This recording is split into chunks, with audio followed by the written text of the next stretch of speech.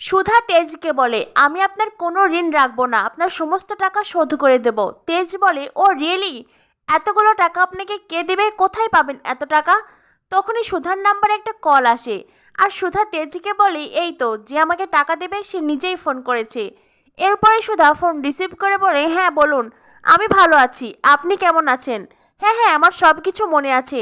সুধা বেশ হেসে হেসেই কথা বলছে। তেজ মনে মনে ভাবতে থাকে, কে এমন ফোন করেছেন যার কারণে উনি এভাবে হেসে হেসে কথা বলছেন, আবার টাকাও দেবেন বলছেন।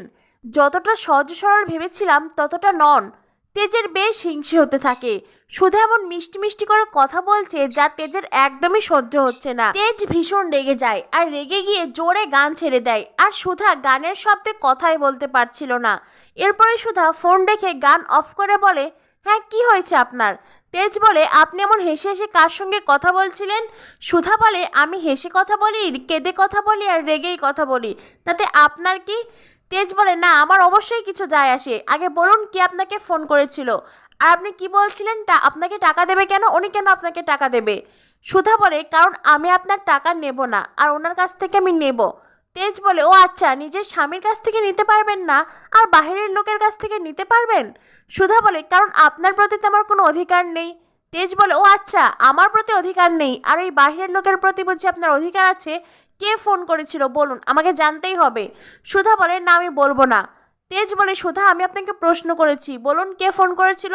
এরপরেই তেজ সুধার হাত থেকে ফোন কেড়ে নেয়, আর তারপরেই দেখে সেখানে লেখা মুখার্জি ইভেন্ট। তেজ বলে, মুখার্জি ইভেন্ট?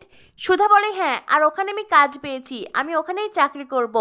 তখনই তেজ গাড়ি থামিয়ে গাড়ি থেকে নেমে পড়ে। সুধা বলে, কি হলো, আপনি এভাবে রাস্তায় গাড়ি দাঁড় করালেন কেন, আর নেমেই গেলেন কেন?